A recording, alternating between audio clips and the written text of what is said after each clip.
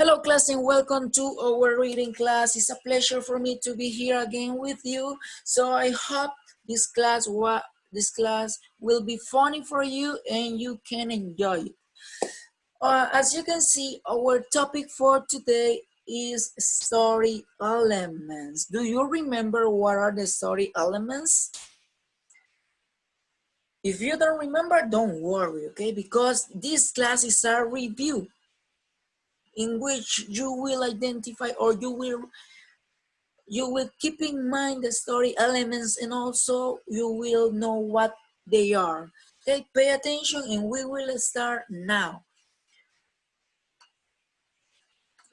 Okay, what are story elements? As you can see, the story elements are the pieces or ingredients that when we put together, we make up a narrative story.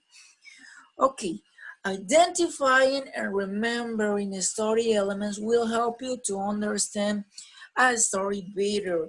So, listen, we are going to identify the story elements in narrative stories, okay? Keep in mind that.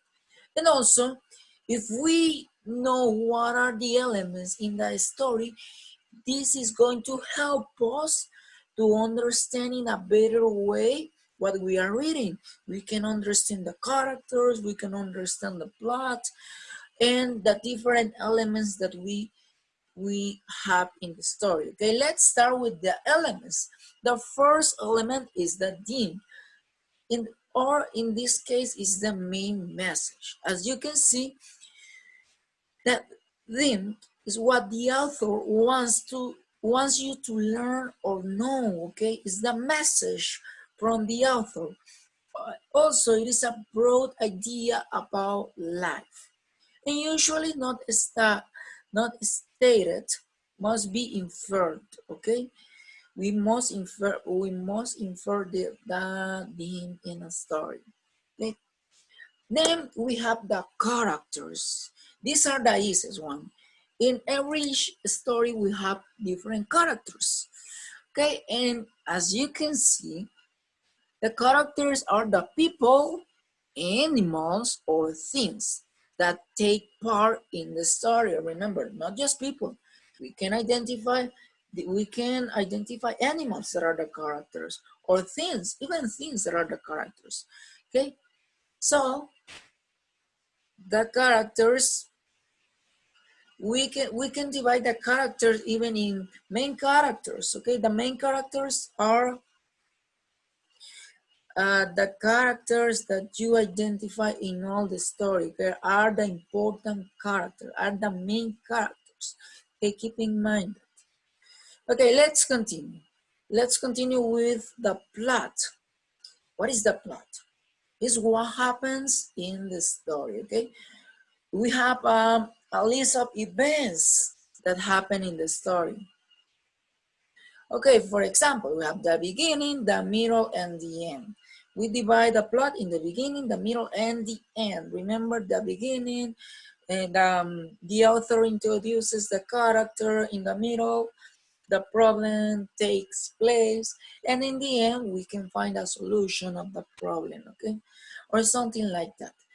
And then we have the setting, is where and when the story takes place. So in other words, we are saying that the setting is the place and the time, okay? Where does the story take place? Maybe in a wood, maybe in a jungle that are similar, right? Or maybe in a farm.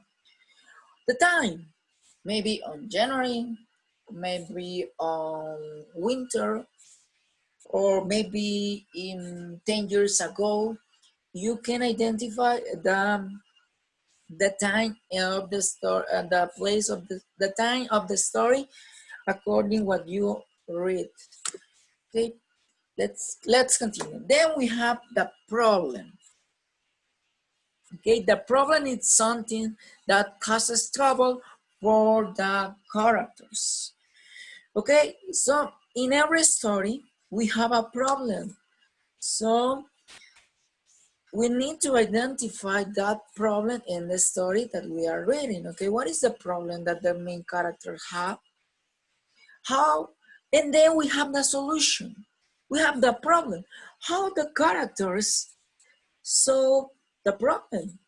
Okay, so the solution is how the problem in the story is solved. Okay, this, and we can identify it at the end of the story. Okay, the solution we can find it at the end. Okay, how the characters, what did the characters do to solve the problem, how they do it, and you will find it in a detailed explanation when you are reading a story. Okay, so, and this is so, as you can see, these are the elements of the story, or the story elements that you will find um, in a story. Okay, and you already have a homework. If you haven't completed the homework, you can look at this, and also you can have a better understanding of the characters, or maybe the plot, or maybe we have the problem or the solution. Okay, this is to enrich what we already know, what you have in your minds. Okay, thank you for coming. It was a pleasure for me to be here with you. And if you have any question, don't forget to ask to your teacher to help you to solve your question or to answer your question. So have a blessed and wonderful day. Thank you for everything.